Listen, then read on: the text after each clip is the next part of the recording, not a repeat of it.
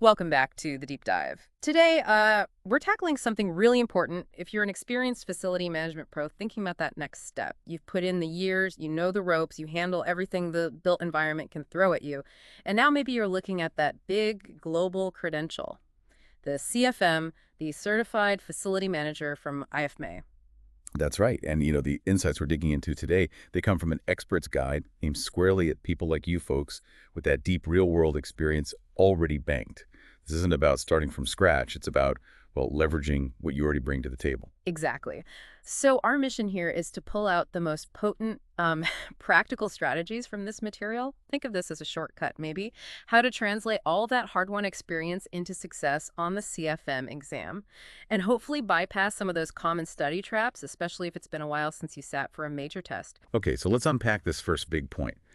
The guide really stresses that, yeah, you know the job, fundamentally, but the exam, it tests how well you can frame your experience and your decision-making within IFMA's specific way of looking at things. You're probably doing, say, 80% of what they cover day in, day out.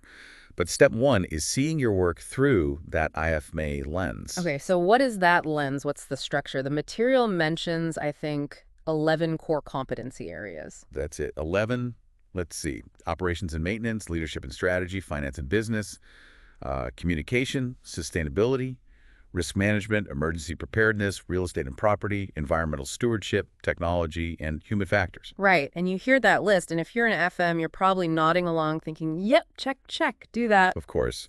But here's the key insight from the Guide for Experienced Pros. Yeah. It's not about memorizing these terms. It's about consciously mapping your career, your projects, your responsibilities to these specific domains. Mapping. So how do they suggest you do that? Well, the expert recommends literally creating something like a grid or maybe a mind map.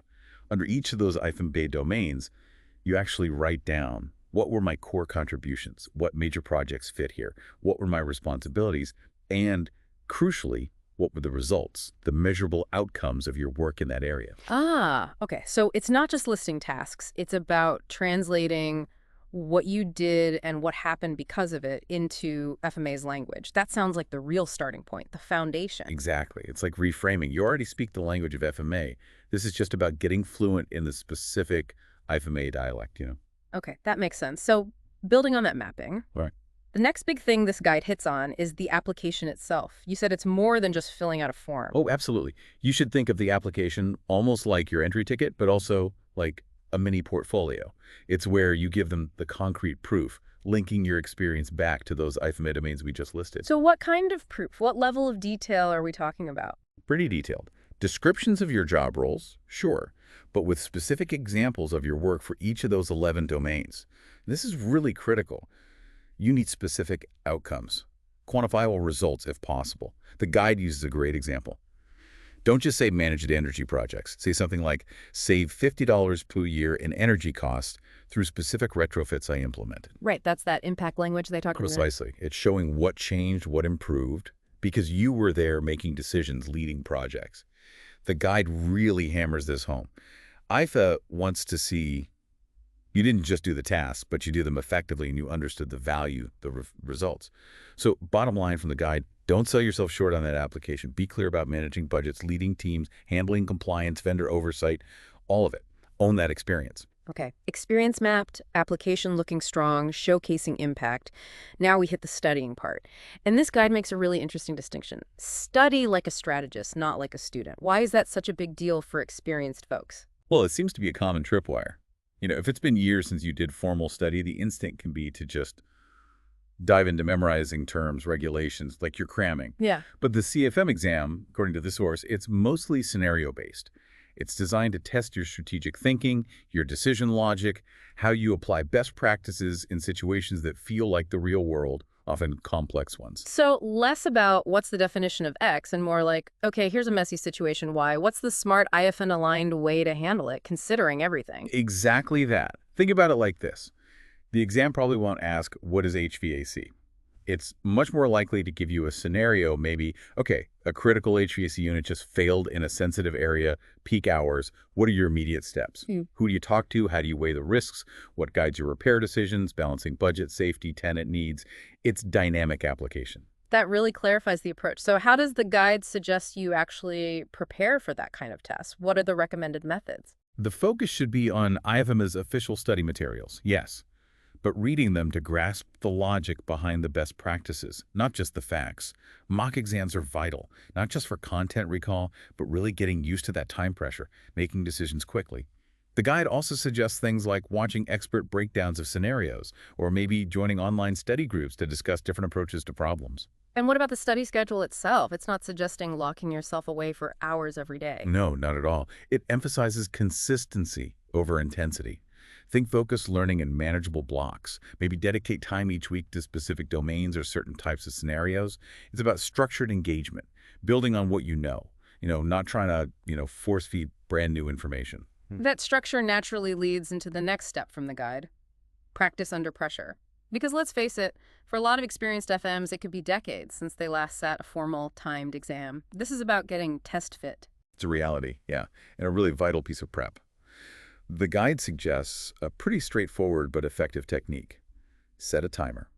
Work through practice questions, maybe in sets of 25, under timed conditions. And the review afterward is just as crucial as doing the questions, I imagine. Oh, absolutely. When you're doing the practice, flag anything you felt unsure about. Then, when you review, don't just look up the right answer. Really dig into why that answer is considered the best one from IFMA's perspective. And just as important, understand why the other options were wrong. Even if an option seems plausible based on, say, how your specific company does things, you need to understand the IFMA standard.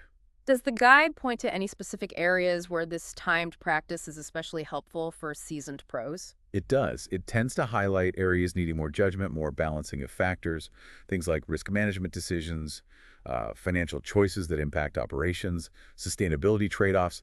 Those are often where the scenarios get complex, forcing you to weigh competing priorities under that time crunch. Okay, so the real goal here is to build up that ability to think quickly, clearly, and confidently when the clock is ticking.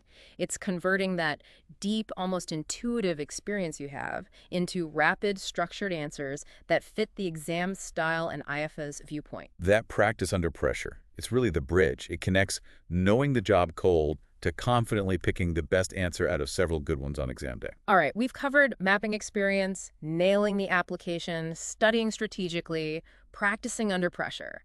That brings us to the final step in this expert guide, and maybe the most crucial: mindset. Walking in feeling like you've got this. Yeah, the guide is really clear on this. Your mindset is just as critical as your knowledge. It offers some practical tips, too, for both before and during the exam. Simple things, but important. Get good sleep beforehand. Visualize yourself navigating the questions successfully. And maybe the most powerful tip is to really internalize this thought.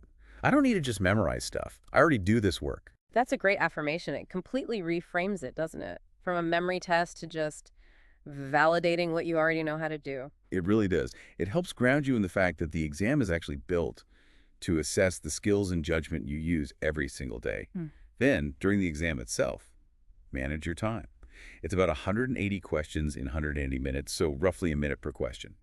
If you hit a wall on one question, the advice is flag it. Make your best educated guess if you have to, but then move on. Don't let one tricky question derail you or eat up precious time. And the core message here from the expert seems to be: trust the process, trust your experience. Exactly. The exam isn't designed to trick experienced professionals. It's designed to validate your real-world thinking within their framework. So stay calm, think logically, trust your instincts, but filter them through that IFMA perspective you've been practicing. Stay in control. And that final bit of advice from the guide for after it's all done: Celebrate.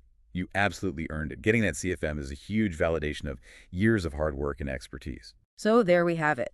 5 key steps pulled straight from this expert guide, aimed at helping experienced FMs conquer the CFM certification. From mapping your deep experience and crafting that high-impact application, To studying strategically for scenario-based questions, practicing under real test pressure, and finally, cultivating that confident, expert mindset. if you are on that path to getting certified, we genuinely hope this deep dive gives you some clarity, maybe a confidence boost, and helps you feel calm and purposeful about it. Remember, you already possess that core expertise. And remember that powerful idea from the guide we mentioned. You're not just maintaining buildings. You're managing complex ecosystems. You're already that expert orchestrator. The CFM is just the global stamp that recognizes it. Which leads to maybe a final thought for you to take away from this deep dive. How does really embracing that identity, seeing yourself as an ecosystem manager with all the strategy and impact that implies, how does that shift how you view both your daily work challenges and the process of getting those skills formally recognized with something like the CFM? Something to think